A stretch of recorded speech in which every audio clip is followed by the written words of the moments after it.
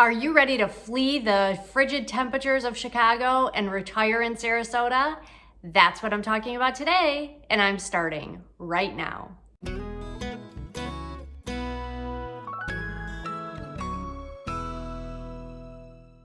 My name is Carrie Jonicus, and I'm a realtor in Chicago's southwest suburbs. If this is your first time visiting my channel, welcome. I'm so happy you're here. Please consider hitting the subscribe button down below and the notification bell to be notified of any new videos that I post. I post new videos every week, and I wouldn't want you to miss out. If you've been here before, thank you so much for coming back again. I am here today with Sandy, and we are talking about retiring in Sarasota. Sandy, can you start by just telling us a little bit about yourself and the areas that you serve? Yeah, hi, Carrie. My name is Sandy Williams, and I'm originally from the Midwest, from Indiana. And probably just like a lot of people listening or watching today, you're sick of winter and you want to retire. Yes. And so I live, and I'm lucky, I live in Sarasota, Bradenton area, which is located on the Gulf Coast, and we're about an hour south of Tampa and 2 hours north of Naples. And I service all the barrier islands, which would be Siesta Key, Anna Maria Island, and Longboat Key, as well as the Lakewood Ranch area and Bradenton and Sarasota. Wonderful. I actually have friends that live in the Bradenton, Sarasota area, and we visited Siesta Key. My family and I, we like to visit Florida, so definitely familiar with all of those areas. One of our favorites is the Sarasota area for sure. What does the population look like in Sarasota? Well, our population, obviously, we're going to spike in the winter season because of people that may own second residences. But the average population in Sarasota County is roughly just a little over 500,000.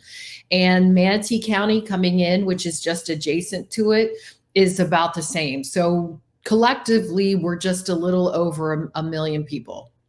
That's a lot. That's a big area that you're serving also. Lots of homes for sure. What are the price ranges, like the differences between the areas, say from right in Sarasota to Bradenton to some of the other areas that you service?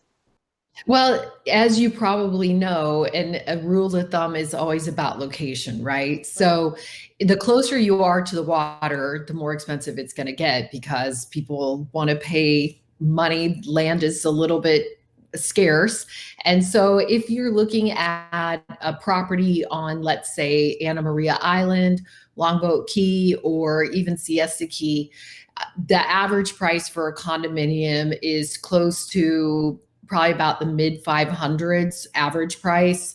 Obviously, if you're on the water, directly oceanfront, it's running closer to $1 million for a condominium. The single family homes on the barrier islands are closer to about roughly about 2 million. And then as you move on into Sarasota County, the average price is about 400 to 420. Okay. And say on a $500,000 house, what do the taxes look like? A rule of thumb in Florida is about 1.8% of the purchase price is what you'll be paying in tax. Okay. And do you have specific communities that are 55 and older retirement communities? Yes. Yeah, Gary, as a matter of fact, I live in an over 55 or an age restricted community.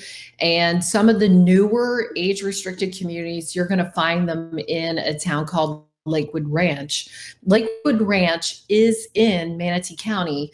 It is it's a developed, incorporated town that is a planned community. And there you'll find two over 55 or age restricted communities.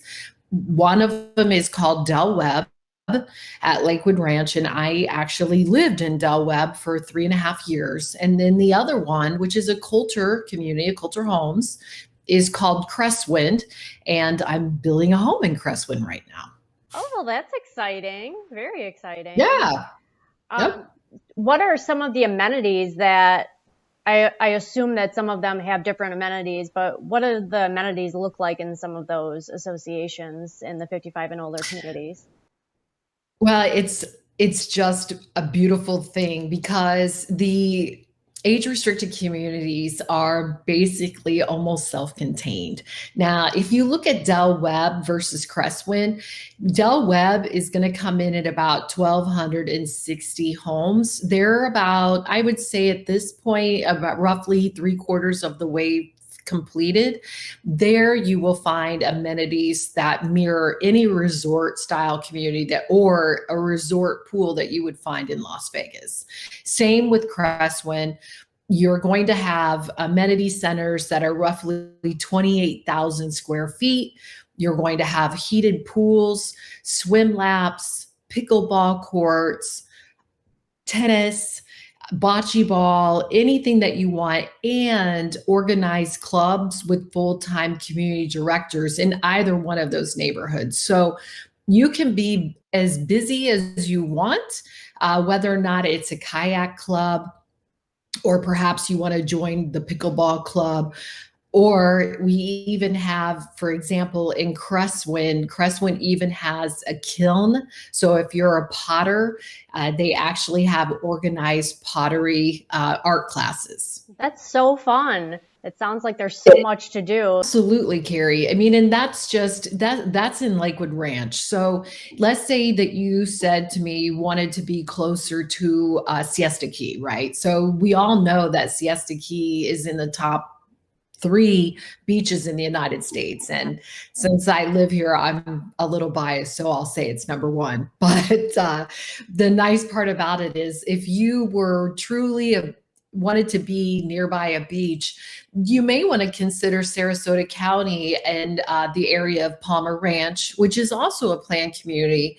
And it has various types of housing, whether or not you want a villa, you want to be on a golf course, in a golf course community, or just in a gated community with a nice pool and have roughly 15 to 20 minutes access to some of the best beaches in the United States, then Palmer Ranch might be for you. Okay, what do the association fees look like with all of those amenities? I assume that there's a good association fee. So what does that look like? Well, Carrie, the association fees are not going to be as high as you think. So let's take the golf out of it because, as we all know, golfing communities are a lot more expensive monthly. However, you know, a golfer that is in a community, like for example, in Lakewood National, which has 2 PGA courses and one of those courses is actually rated. The dues average are going to come in around $5.25 a month. If you are just in an HOA that has the resort pool, a great gym, and the other amenities like the tennis courts, the pickleball courts, you can expect to pay roughly about $300 to $320 a month, depending on the neighborhood. Now, those most of the time in the newer communities, that will include your lawn maintenance. It'll include the trimming of the vegetation, replacement of any dead trees or vegetation, and example in Cresswind, which is located in Lakewood Ranch and is an age-restricted community, that will also include your cable and high-speed internet. Oh, wow. That's fabulous. Yeah. So yeah, not that expensive for everything that you get. Right. Yeah. I just look comparatively to the association dues that we might have here. And I mean, some of them are close to 300 and they do not have the resort living that you're speaking of. So that's pretty great. Wow. Can you tell us a little bit about the transportation? Is it, do you have a lot of traffic? What does that look like? Well, it's all relative, right? So if you're from the Chicago area, my traffic is not going to look at all what you're used to. But you will see peak traffic, especially in the high season, which high season for us is basically your winter. So high season starts in January, and just depending upon how bad your weather is up north will depend on how long people stay down here. So you'll have peak traffic from January, let's say, to April. However, this area has been very proactive in acknowledging the growth. And as a result, our roadways have basically maintained, and we have the foresight of knowing that we were going to have increased population, and our traffic and all of the road systems have responded accordingly. So you're not going to see gridlock like you will in older cities up north or northeast or northwest. Okay, that's good to know. Yeah, the traffic in Chicago is definitely something that is a little rough sometimes. I've spent many times in 2 hour long traffics where I'm only 30 minutes away. So that's good to know. Definitely good to know. What is the best time of year, would you say, to move to your area? Now, I know all of us always say that the time to move is right now, but what would you say, in your opinion, is the best time to move? Well, I would ask a client, and I researched this and I actually published an article, when was the best time to buy in Sarasota? And I researched 12 months and I looked at what were the prices and when did the sellers actually negotiate more money off the price of the house. And what I found when I researched 12 months is that if you're looking for a good deal, the best time to buy here is in June or July.